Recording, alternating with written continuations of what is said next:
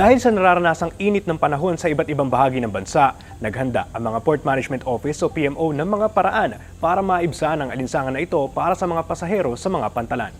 Ayon sa Pag-asa, umaabot na sa dangerous o mapanganib na level na 42 hanggang 51 degrees Celsius ang heat index o alinsangang nararamdaman sa ilang bahagi ng bansa. Para makatulong na mabawasan ang epekto ng init ng panahon sa mga pasahero ng pantalan, sinisiguro ng mga PMO kabilang na ang PMO Misamis Oriental Cagayan de Oro na mayroong libreng inuming tubig sa kanilang mga passenger terminal building.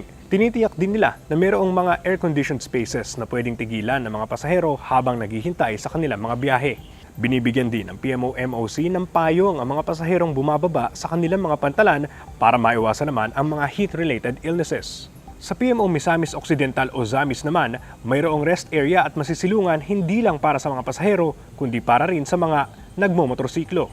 Samantala, sa PMO Panay Guimaras, naglibot ang isang nurse on duty para i-monitor ang blood pressure ng mga pasahero na makatutulong din para maagapan ang heat-related illnesses gaya ng heat stroke.